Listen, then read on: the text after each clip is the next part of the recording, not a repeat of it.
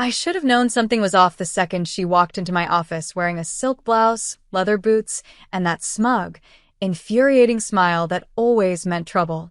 Vanessa Cole didn't ask for things. She didn't beg. She didn't plead. She presented her demands like a CEO at a shareholder meeting and expected you to follow orders. And for reasons I still don't fully understand, I always did. You want me to do what? I asked, my voice louder than intended, echoing through the glass walls of my corner office. Vanessa shut the door behind her and leaned against it with casual arrogance, arms folded, manicured nails tapping lightly on her elbow. "Marry me," she said, like she was asking for coffee. I blinked, laughed once. Okay, what the hell is this? I'm serious. That's the problem. She walked toward my desk like a storm in heels and dropped a thick folder in front of me. It landed with a dull thud that made my stomach twist. I didn't open it. I looked at her instead. You're not serious. You know my grandmother, right? The one who owns half of Manhattan? The one who owns all of it emotionally and legally, yes. And you want to marry me to impress her? To shut her up, she corrected, sitting on the edge of my desk like she belonged there. She's been threatening to write me out of the will unless I prove I'm settling down. So, I'm settling. For you. I'm not sure if I'm flattered or insulted. Both. It's part of the charm. Why me? Because you're the only woman I know who can lie with a straight face and won't catch feelings halfway through. Wow. You're also the only one I trust not to blackmail me or post about it on Instagram. Romantic. You're smart, discreet, and hot. Don't act surprised. I opened the folder. Inside was a contract, legal, terrifying, and very real. My name, her name, a 20-day timeline. If you enjoyed this content and want to support the channel in a special way, try clicking the thanks button below. It's the one with the heart and $sign icon. With super thanks, you can make a direct contribution to the channel, which helps me keep creating awesome videos for you. A list of expectations. No sex. No public fighting. No falling in love. This is ridiculous. You haven't said no. I'm still trying to understand if you've lost your mind. Probably. But that doesn't make the idea bad. You want me to fake a marriage for 3 weeks just so you can inherit your grandmother's money? I want you to fake a marriage so I don't lose everything I've built because a woman born in 1932 thinks being single is a disease. I looked at her. Really looked. Vanessa was a lot of things, cold, confident, infuriating, but desperate wasn't one of them. Until now. There was something in her eyes, just behind the bravado, that made my stomach flip. And after 20 days? I asked. We quietly divorce. No drama. No complications. And I give you $500,000. My mouth went dry. What? Cash. Wired the day the annulment is filed. You're paying me? It's compensation. It's bribery. It's business. And what if someone finds out it's fake? They won't. Vanessa. Look, she said, leaning forward, her voice dropping an octave. I don't trust many people, but I trust you. And I need this. Just 20 days. Be my wife. Pretend to tolerate me. Go to dinners. Smile for a few photos. We both walk away richer. I stared at her, at the confidence in her tone, at the tightness in her jaw, at the way her fingers twitched slightly, betraying the nerves she'd never admit. This is insane. It is. But I'd be set for life. You would. And we'd have rules. Strict ones. No real feelings. None. I exhaled slowly. Fine. I'll do it. Her lips parted. Seriously? Don't make me change my mind. A slow, dangerous smile spread across her face. God, I love when you make bad decisions. Shut up. I'm going to make you wear white. I swear to God. You're already glowing. I hate you. You're going to make a beautiful bride. She stood and smoothed her skirt. We have 3 days to prepare. I've already booked the officiant, picked out the apartment we'll move into, and hired a photographer. Of course you have. We start rehearsing our story tonight. Dinner at 8. Rehearsing? You need to learn how to look at me like you're madly in love. I've been practicing how to look like I hate you. That won't work. She winked. You're going to be so good at this. She walked out like she hadn't just flipped my entire life upside down. I stared at the contract for a long time before picking up a pen. I signed it. Fast forward 3 days and I was standing in front of a mirror wearing a cream blazer dress with my hair swept up, a diamond ring on my finger, and a fake smile frozen on my face. Vanessa stood beside me in a tailored white suit that fit her like a secret, her eyes dark and unreadable, her hand warm around mine. The officiant droned on. Her grandmother sat in the front row, beaming. Cameras clicked, and I said, "I do," with a voice that barely shook. Later, at the fake reception with champagne and soft jazz and too many eyes on us, Vanessa pulled me into a slow dance and whispered, "Day 1, Mrs. Cole. Don't push it. You smell amazing." That wasn't in the contract. Neither was this. She leaned in, her lips brushing just below my ear. My breath hitched. She smiled. "You're blushing." "I'm hot." "You're falling." "Not even close." "We'll see." She pulled back, but her hand lingered on my waist a second too long. My heart thudded, and in that moment I knew I was in trouble. The apartment was too perfect. That was my first thought as we stepped through the door, Vanessa's hand brushing the small of my back like a reflex. It was sleek, minimal, expensive. White marble countertops, floor-to-ceiling windows, curated coffee table books with spines that had never been cracked. Like everything in Vanessa's life, it looked flawless on the outside. Sterile. Controlled. Cold. "Welcome home, darling," she said, dropping her keys into a crystal bowl by the entrance and kicking off her heels like she owned the universe. Which in some ways she did. "Stop saying that like it means something," I muttered, slipping out of my own shoes and glancing around. "We live here now. That makes it real enough. It makes it fake real. Like artificial sweetener. Technically sweet, but probably going to give us emotional cancer." "You're so dramatic when you're tired." "I'm dramatic because I just married someone who calls herself emotionally efficient. I take that as a compliment." "Of course you do." She tossed her jacket over the arm of the couch and turned to face me, arms crossed. Okay. "Ground rules." I groaned. "Didn't we already make a contract?" "This is the domestic addendum. You're insufferable, and you're already living with me, so what does that say about you?" I narrowed my eyes. "Say the rules." "Fine." She held up one finger. "We keep up appearances in case anyone checks in. That means public affection, posting a few staged photos, attending events together. Grandma's people are nosy. I can fake smile with the best of them. You're a natural at pretending you don't hate me." "I'm not pretending." 2, she continued, ignoring me. "We share a bed. Not because I'm trying to seduce you, though I could, but because if anyone sees the apartment, it has to look authentic. 2 pillows. 1 bed. 1 happily married lesbian dream." I blinked. "We're sharing a bed?" "Unless you want me to sleep on the couch like a rejected rom-com husband. That wouldn't exactly sell the illusion." Exactly. "Which brings us to rule 3. She stepped closer, her voice dropping slightly. "No actual sex." "Was that ever on the table?" "I've seen the way you look at me, when you think I'm not paying attention. I look at you like I'm trying to survive you. Tomato. Tomato." "And what's rule 4? "No catching feelings." She said it like a joke, but her eyes said something else. Serious. Sharp. Almost scared. I nodded slowly. Right. "No feelings. I'm glad we're clear." "Crystal." She stared at me for a second too long, then turned away, walking down the hallway and calling over her shoulder. "Come see the bedroom. You're going to lose your mind." I followed her, not because I cared about the bedroom, but because I couldn't stop myself. She threw the door open dramatically. It was a hotel suite disguised as a home. King-size bed, velvet headboard, impossibly soft-looking sheets, and dimmable lights that made everything glow like honey. Jesus. I know, she said, grinning. Try not to fall in love with me just because I give good real estate. You give good something, that's for sure.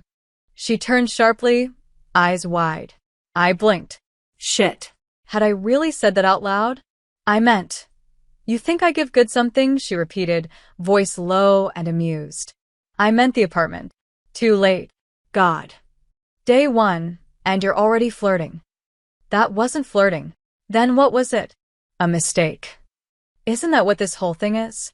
I didn't answer. Instead, I crossed the room and opened the closet. Half of it was already filled with my clothes, hung neatly by color, like she'd organized it herself. You went through my wardrobe?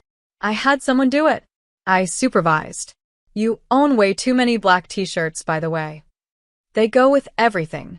They go with nothing. I bought you a dress. You did what? We have brunch with Grandma on Sunday. She likes florals. You're wearing it. I turned to face her. You're unbelievable. And you married me. She stepped closer, now inches away. How do you plan on surviving 20 days of this? Mostly with wine and passive aggression. You're going to cave first. Cave to what? Wanting me. I snorted. You really believe that? I know it. She brushed past me, her shoulder grazing mine. Bathrooms to the left. I'll be back in 10. I need to take a call. Vanessa, but she was gone. I stood in the middle of the bedroom, heart pounding, and stared at the bed like it was a trap. Later that night, we lay side by side, fully clothed, a foot of space between us. The lights were off. The room was quiet. Too quiet. You breathing over there? She whispered. Barely. You scared? That you'll snore? A little. That I'll touch you in your sleep? Is that a warning or a promise? She laughed. Soft. Real. Then she went quiet. I thought she'd fallen asleep until she spoke again. I used to imagine getting married. Her voice was barely audible. But not like this. Then why me? I asked again. You could have picked anyone. But no one else would have looked at me the way you did when I asked. And how did I look at you? Like you saw through all the bullshit and still said yes. I didn't know what to say to that. So I didn't say anything. Minutes passed. Then her hand brushed mine under the sheets. Not a grab. Not a move. Just contact. Just warmth. I let it stay there. I let it mean nothing. And everything. By day 3, the lines were already starting to blur. Not with anything obvious. Not yet. But in the little things. In the way Vanessa handed me my coffee in the morning with a sleepy smile and no sarcasm. In how her hand settled naturally on the small of my back whenever someone looked at us in public. In how she started brushing my hair back behind my ear when she thought I was too distracted to notice. It wasn't fake. Not entirely. And that was the problem. That afternoon, we had our first event together. A charity gallery opening uptown. Perfect lighting, overpriced art, and enough socialites in pastel suits to make my skin itch. I'd worn the floral dress she insisted on, hating how good it looked on me, how tightly it fit at the waist, how it made her stare a little too long when I walked out of the bedroom. If you're going to keep looking at me like that, I'm going to start charging you, I said as I adjusted the hem. She didn't answer right away. Then, voice low, worth every penny. We smiled for photos, clinked champagne glasses, and let her grandmother's friends coo over how in love we looked. I let her touch me, her fingers on my waist, her hand resting on my thigh when we sat down, her mouth close to my ear when she whispered jokes no one else could hear. It was all pretend, but it didn't feel like pretending. By the time we got back to the apartment, I was dizzy. From the wine, from the tension, from her. Take these off for me? She asked, stepping out of her heels and gesturing to the zipper at the back of her dress. Your arms don't work? They work just fine. But I like how your hands feel on me. My mouth went dry. I stepped behind her, fingers fumbling at the zipper. The dress peeled open slowly, exposing the smooth line of her spine, inch by inch, until it stopped just above the curve of her lower back. I froze. Done, I said, but my voice didn't sound like mine. She turned around slowly, still holding the dress up by the front. We were close. Too close. "I should go change," she said. "Right. Unless you want to watch." "Jesus, Vanessa." She smirked. "Relax. You're so easy to mess with. You think this is messing with me? Isn't it?" "No." "This is war." Dangerous word. She stepped around me, the brush of her shoulder against mine setting off something sharp and electric. I didn't breathe again until she was out of sight. 10 minutes later, she came out in sweats and a tank top, hair down, makeup gone, skin glowing. Casual. Intimate. Devastating. "Want a glass of wine?" she asked, already heading to the kitchen. "Do I look like I can survive tonight without one?" She laughed and poured 2 glasses.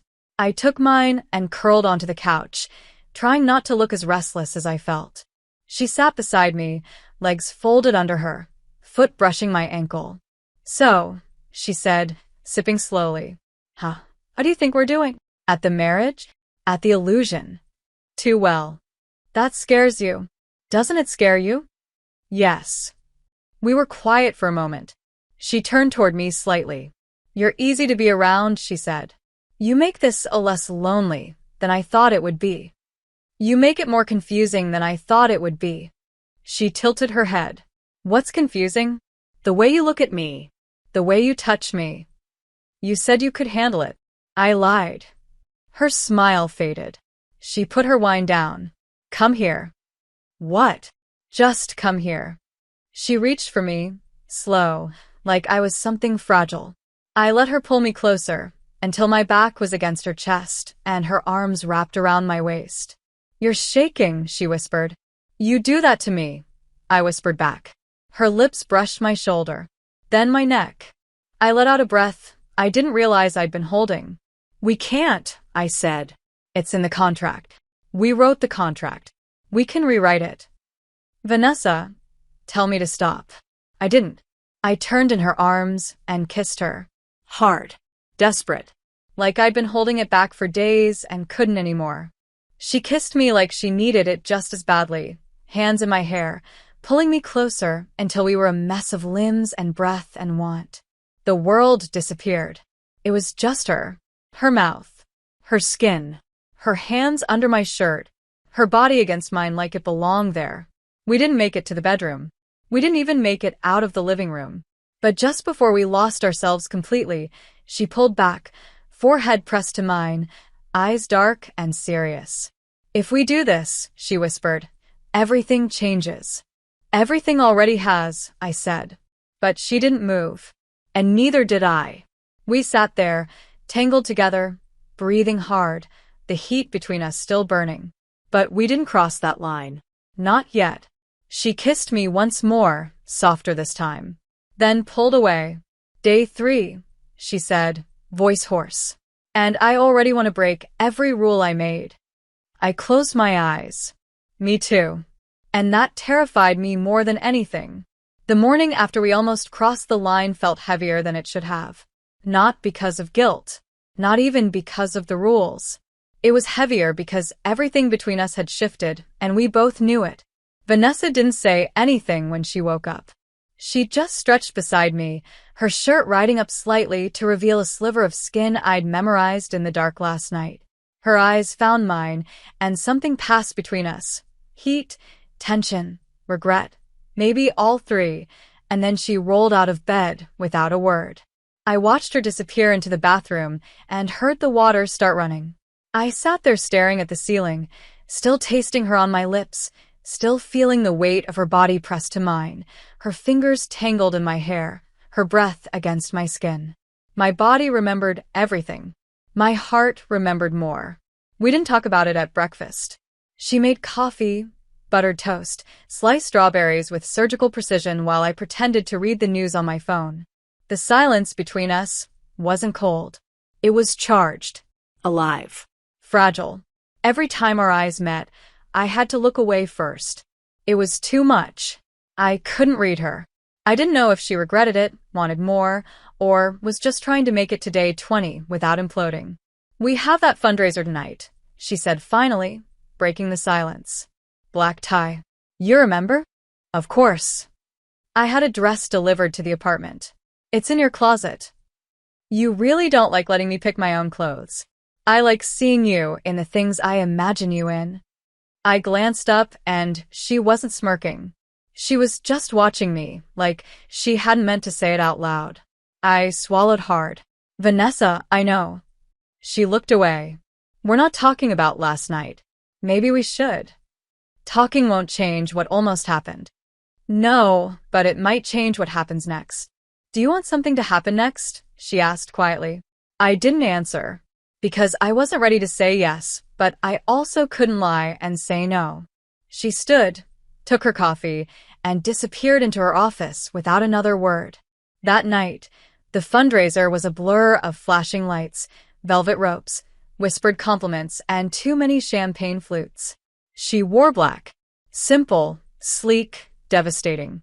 I wore the dress she picked, a deep wine color that clung to my body like it had been stitched just for this moment. When she saw me step out of the bedroom, her lips parted, but no words came out. Just one slow exhale. Don't say anything, I warned. Too late, she murmured. We drove in silence, but her hand stayed on my thigh the entire time. At the event, we smiled and played the perfect couple. Her arm looped around my waist, her lips brushed my cheek for the cameras, and every time someone asked how newlywed life was, she'd say something like, even better than I imagined, without blinking. And yet, behind every touch, every look, there was something else brewing. Something neither of us knew how to hide anymore. When we got home, I kicked off my heels and turned to say something, anything, but she was already there, standing in the living room with that look again. The one that made my knees go weak. I can't do this anymore, she said, voice low. What? Pretend I'm not losing my mind every time you look at me like that. Like what? Like you want me, but you're scared of what that means. My breath caught. You said no feelings. I was wrong. She crossed the room in 3 steps. I was wrong about everything. This was supposed to be fake. Controlled. Clean. But you. Her fingers brushed my wrist. You undo me. Every single day. Vanessa, you want me to. I know you do. I feel it. So, stop fighting it. I didn't speak. I didn't have to. I grabbed her shirt and pulled her in. The kiss wasn't soft. It wasn't sweet. It was all fire and frustration, mouths colliding, hands hungry and desperate. I couldn't get close enough. Couldn't stop. She lifted me, walked us to the bedroom, dropped me on the bed with a thud that made my breath hitch. Clothes came off in pieces. Her mouth burned a path down my neck, across my collarbone, over the swell of my chest, and lower. I gasped her name. She smiled against my skin like she already knew how far gone I was. Her hands were everywhere. Her touch was demanding, reverent, tender, and relentless. She kissed me like she needed it to breathe, like if we stopped now, she'd fall apart. And when she slid down between my thighs and made me come undone with her name on my lips, I stopped pretending to. We collapsed after, limbs tangled, skin slick, breath shared. The world outside didn't exist. Just her. Just this. We broke every rule, I whispered. I know. What now? Now we make new ones. She turned to face me, fingers trailing down my arm. Rule 1. I get to touch you like that whenever I want. Dangerous. Rule 2.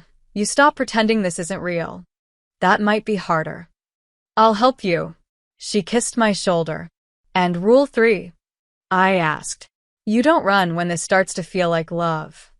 I looked at her, really looked. She wasn't scared anymore. She was open. Raw. Mine. I think it already does. Good. She smiled. Because I already do. The sunlight pouring through the windows was soft and golden, the kind of light that made everything feel too tender to touch.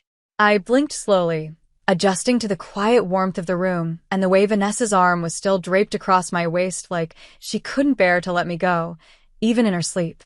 Her breath tickled the back of my neck, steady and calm, and her legs were tangled with mine beneath the covers, anchoring me in a way that felt terrifyingly right. I could feel every inch of her pressed against me. her skin still warm from the night before, her heartbeat slow and steady against my back. The way she fit against me, so naturally, so easily, like this wasn't the first time we'd ended up like this.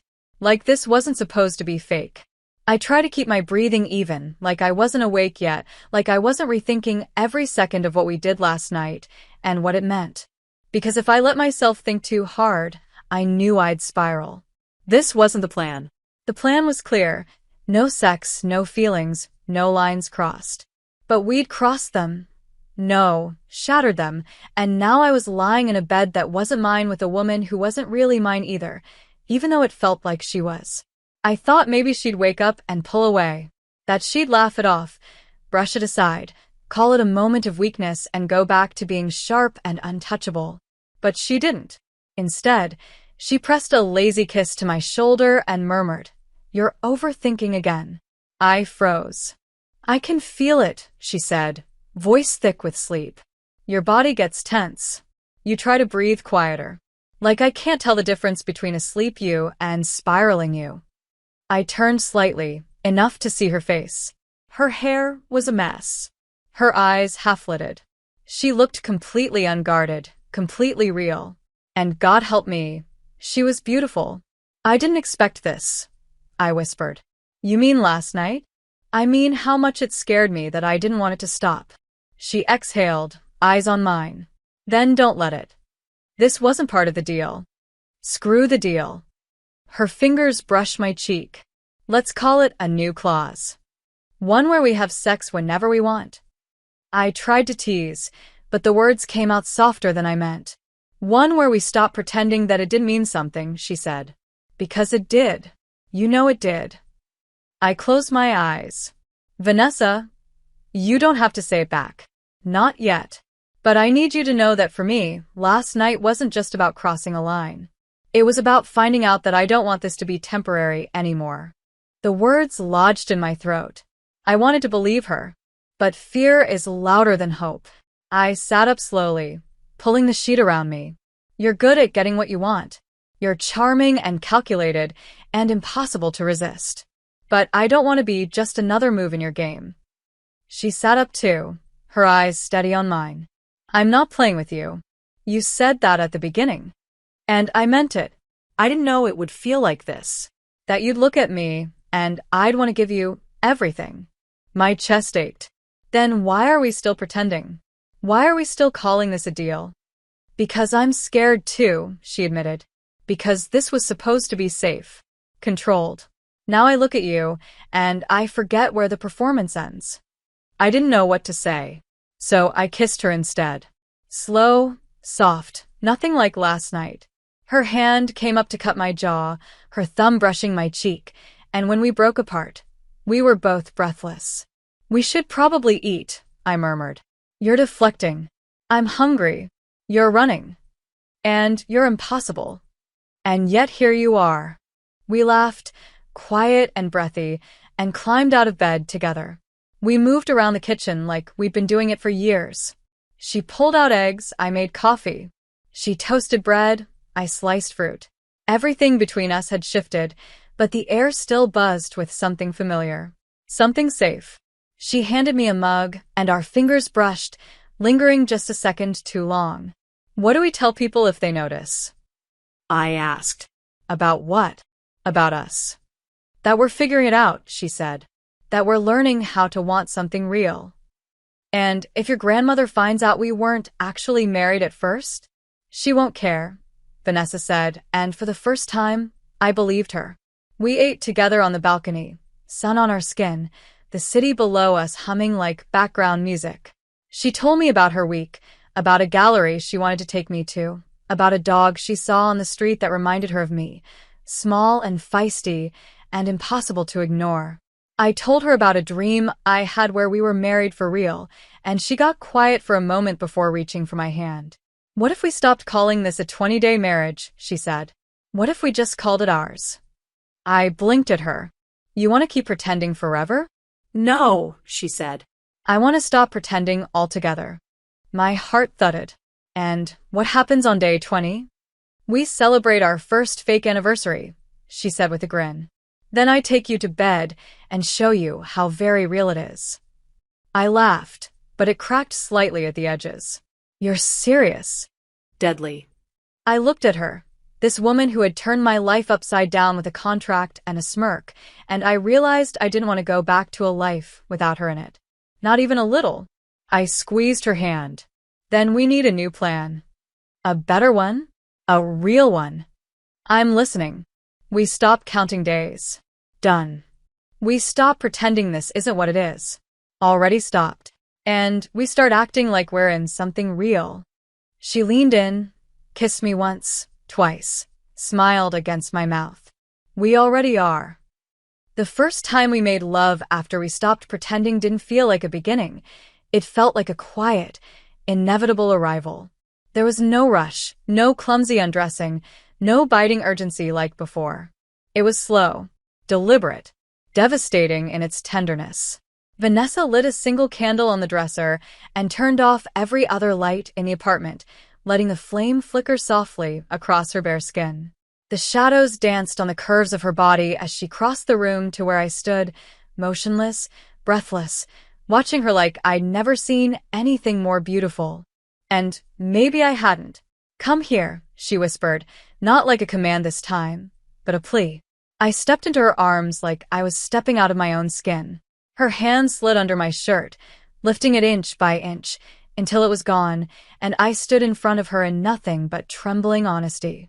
She kissed my collarbone, slow and reverent, her lips moving down to the swell of my chest, her breath warm and shaky like she couldn't believe she was allowed to touch me like this. I let her see everything. My hesitation, my longing, my fear, and she kissed them all like she was promising to stay. When we fell onto the bed, it wasn't rushed or loud. It was quiet, like a secret. The kind you only tell when there's nothing left to hide. She hovered above me, hair falling around our faces like a curtain, and whispered, "Are you sure?" I've never been more sure of anything. This feels different. Because it is. She kissed me then, deeper than before, her hands mapping my body like she was learning a new language. Her touch was patient, intentional, and when she finally slipped her hand between my thighs, she didn't rush. She explored. She listened. She learned. And when I cried out her name, she kissed the sound like it was sacred. I returned every touch, every sigh. I memorized the places that made her gasp, the way her back arched when I whispered against her skin, the way her fingers clenched in the sheets when I kissed the inside of her thigh. She was undone. So was I. We moved together like we already belonged. Like every other night had been a dress rehearsal for this one. And when it was over, when we lay tangled in the quiet aftermath, skin to skin, breath sinking back into rhythm, I felt something shift. Not just in the room. In me. In her. In us. "You're quiet," I said softly, tracing lazy patterns on her stomach. She exhaled.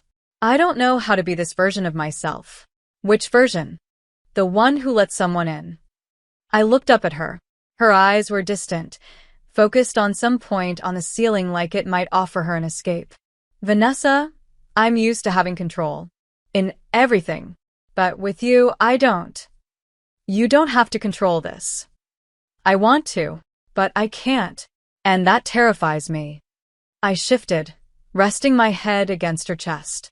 "You don't have to be perfect. You don't have to lead this. We can walk together. One step at a time. What if I screw it up? Then we figure it out. Together." She was quiet for a long time. Then her arm wrapped tighter around me, like I was something she couldn't let slip away. "You made this real," she whispered. "I didn't mean to, but you did. Do you regret it?" "Not even a little." She kissed the top of my head. "I feel safer with you than I've ever felt with anyone." That made my heart ache. I lifted my head to look at her, brushing hair from her face. "Then let's not run from it. Okay. Let's build something that doesn't disappear when the contract ends." Her eyes searched mine. "You really want that?" "I want you." She pulled me into another kiss, slower this time, like a promise, and whispered against my lips, "Then you've got me." We stayed like that for a long time, talking in whispers, sharing things we'd never said out loud before. I told her about my first heartbreak, how I still sometimes flinch when people raise their voices, how I was scared that loving her would swallow me whole. She told me about the time her father forgot her birthday, how she stopped expecting people to stay, how she'd built walls so high she forgot what it was like to be touched without flinching. And then she touched me like she never wanted to stop.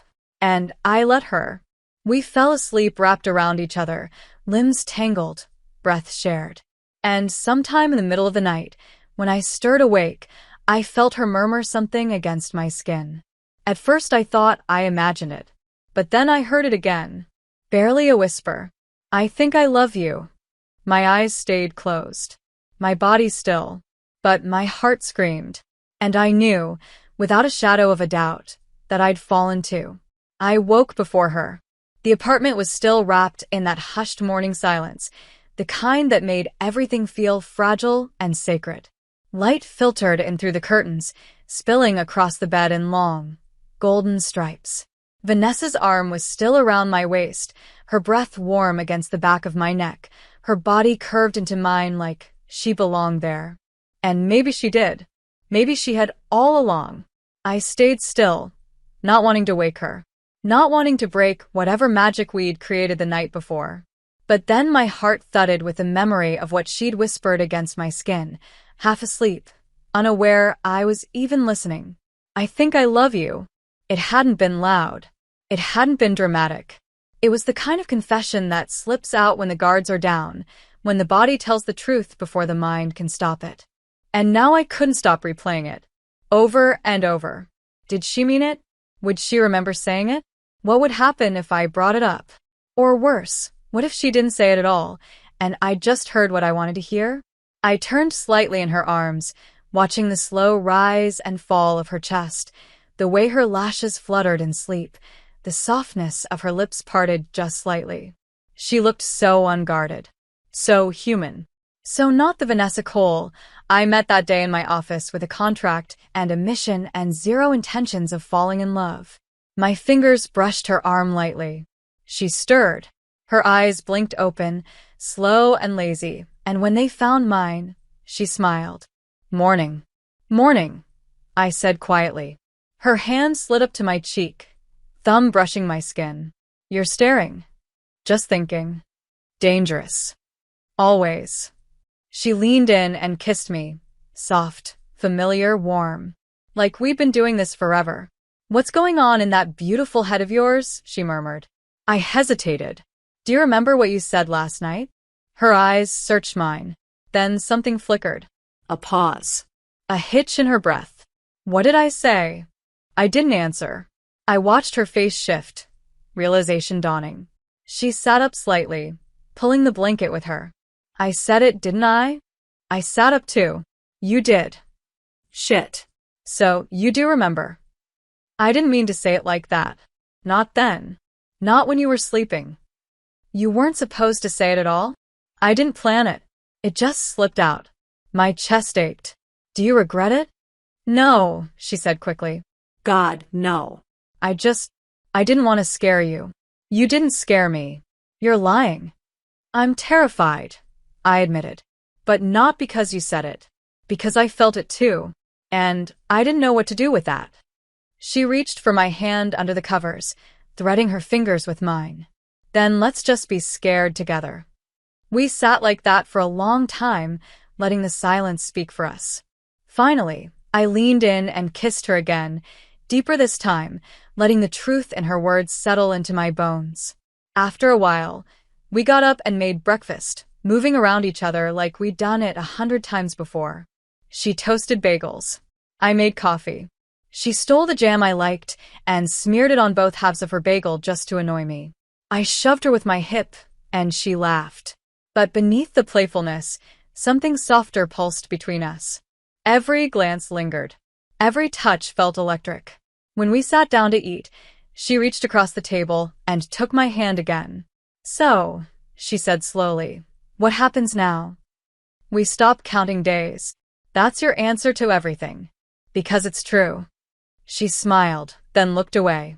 You know, I never thought I'd feel like this again. Like what? Like I could trust someone. Like I could let my guard down and not be punished for it. I'm not here to hurt you, Vanessa. I know. That's what scares me. I stood, walked around the table, and pulled her up into my arms. You don't have to be scared of me. I'm scared of how much I want you. Want me, then? Her lips met mine with a need that was more than lust. It was layered, heavy, Real. We didn't make it to the couch. We barely made it out of the kitchen. She pushed me against the counter, her hands on my hips, her mouth hungry against mine.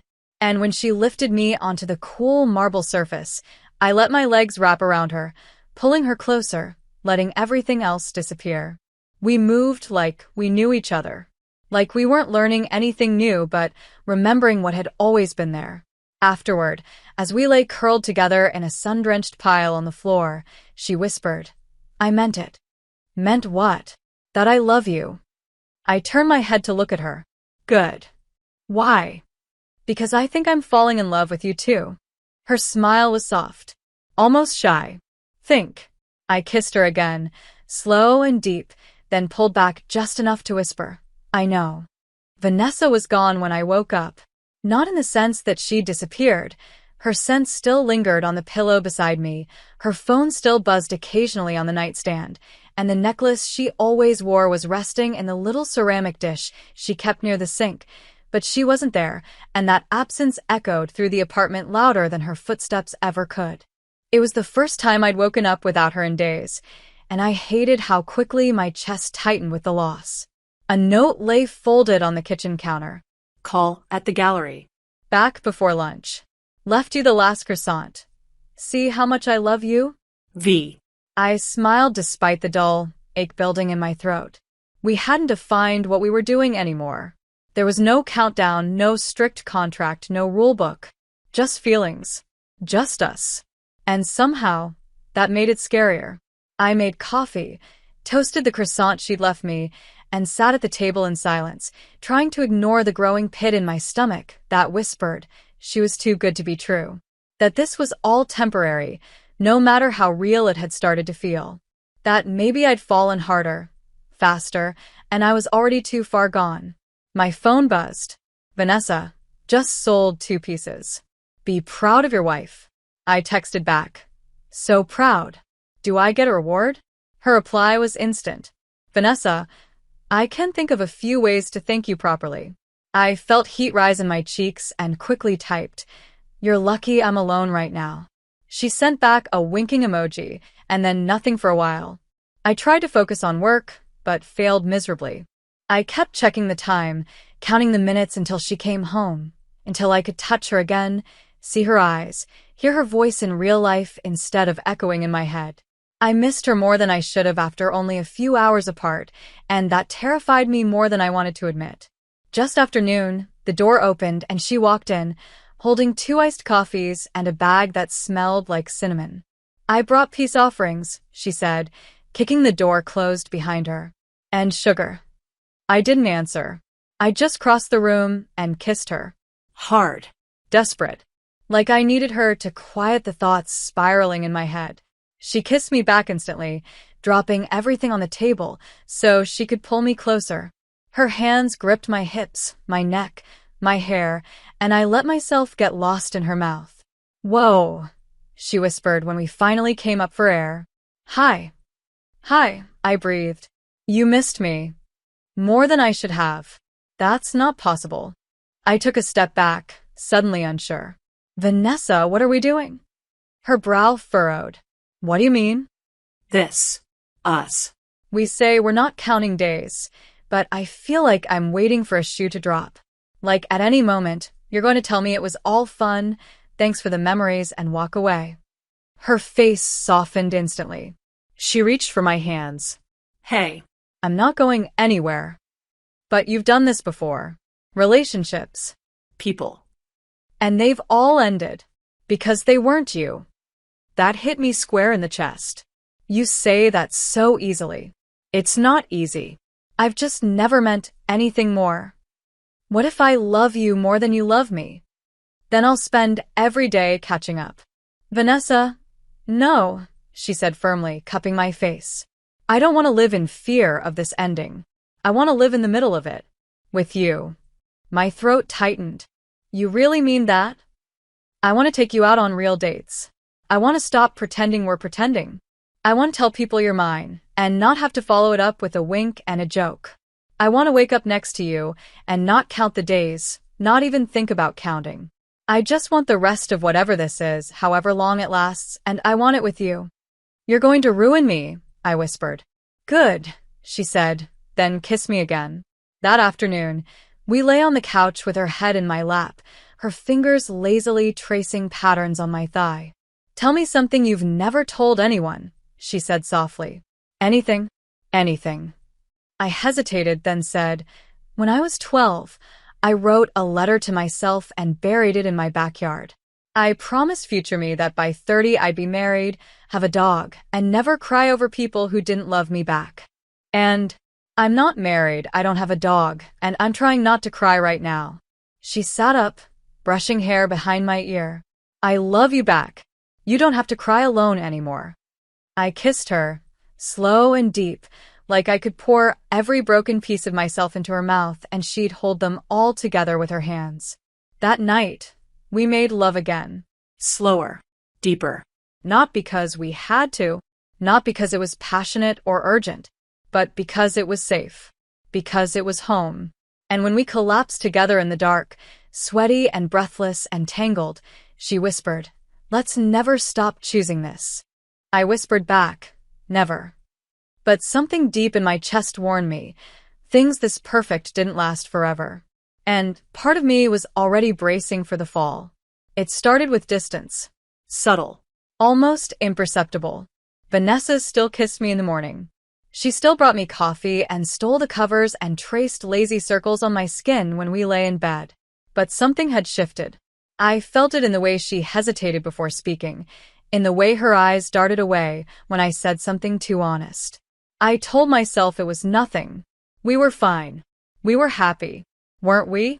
But when you've been pretending for so long, it's hard to know when the act ends and the truth begins. On day 10, halfway through the contract we no longer mentioned, she came home late. No warning. No text. Just silence until the sound of the door opening jolted me from sleep. I sat up, heart racing, watching her drop her bag by the door like her body weighed more than it used to. Sorry, she muttered, kicking off her heels. The gallery ran late. You could have called. I didn't think you'd wait up. Of course I waited up. She didn't answer. Just disappeared into the bathroom, and a moment later I heard the shower turn on.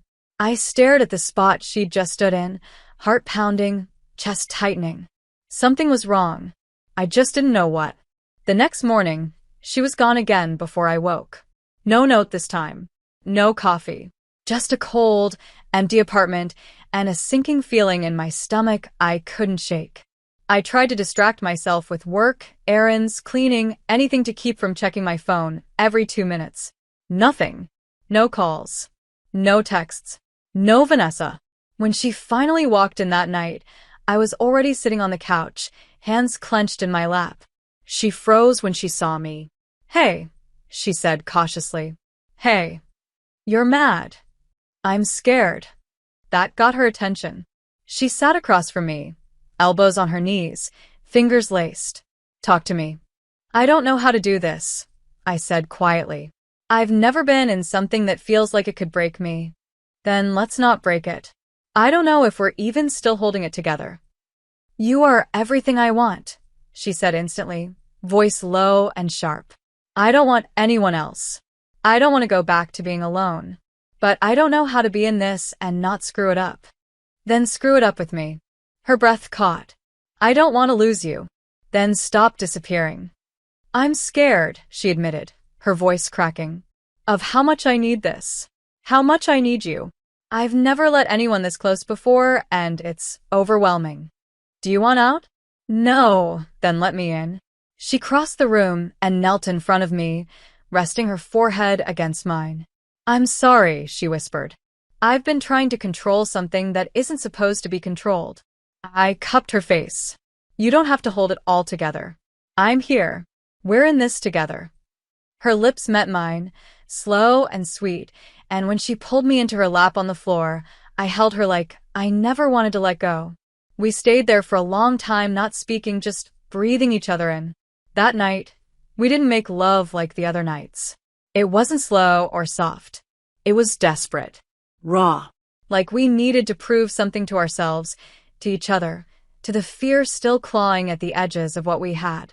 Her hands were all over me, hungry and sure. My mouth on her skin was a promise I didn't know how to put into words. We clung to each other like the world might disappear if we stopped touching. And afterward, tangled in sweat-damp sheets, she whispered, "I'm in love with you." "I know," I whispered back. "Me too." We fell asleep like that, skin to skin, heart to heart. And in the dark, I finally let myself believe it was real. The morning of day 20 came softly, like the universe was trying not to disturb us. I woke to the sound of rain against the window, Vanessa's arm wrapped tightly around my waist, her breath warm against the curve of my neck. She hadn't let go of me all night. I hadn't wanted her to. I didn't move right away.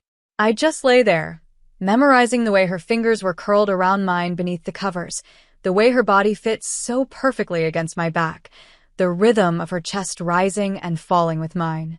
It had been 20 days. 20 days since she'd walked into my office with a ridiculous proposal and that cocky, dangerous smile. 20 days since I signed a contract I didn't understand.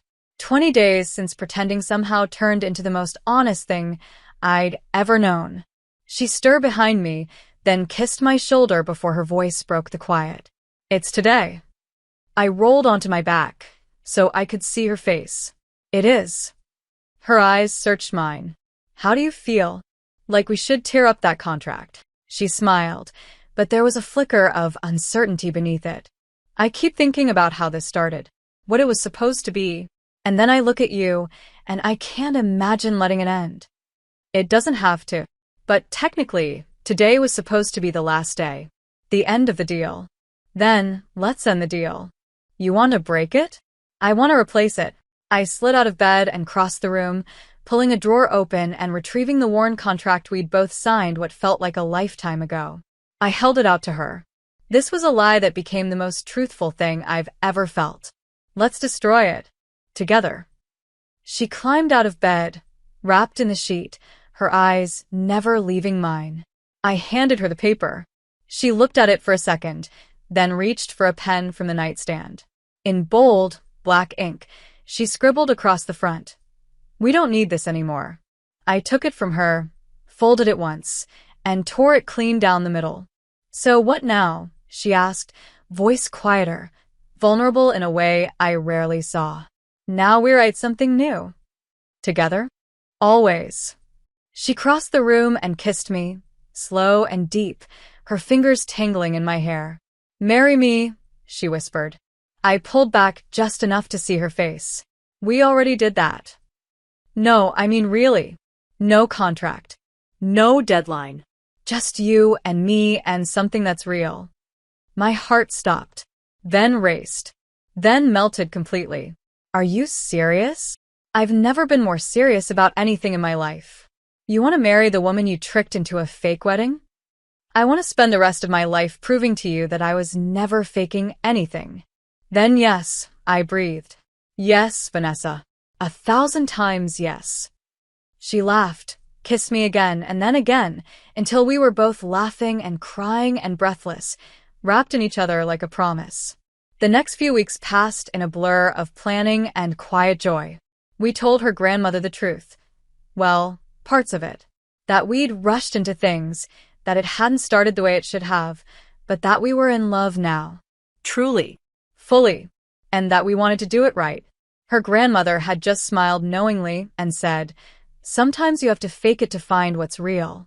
Our real wedding was small. Just us and a few friends. Intimate. Honest. The opposite of what we'd started with. I wore a simple white dress. She wore a navy blue suit with a white rose pinned to her lapel. We held hands the entire time. When the officiant asked if she took me as her wife, she didn't just say yes. She said, "I have since the first time." She told me no. When we kissed, the world disappeared. And when we got home, when she carried me over the threshold and whispered, "You're mine now," I smiled and whispered back, "I always was." Later that night, curled against her under the same blankets we'd tangled ourselves in for weeks, I kissed her shoulder and said, "I'm glad you made me sign that stupid contract." She laughed, pulling me tighter. "I'm glad you broke every rule. I'd break them all again for this. For us. For us." Outside, the rain had started again, soft and steady, like a blessing. And inside, we lay wrapped in everything we never expected to find, everything we'd built with no script, no rules, no deadlines. Just love. Real.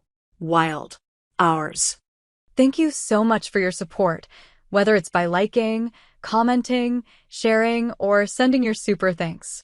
You make all the difference here on the channel. See you in the next video.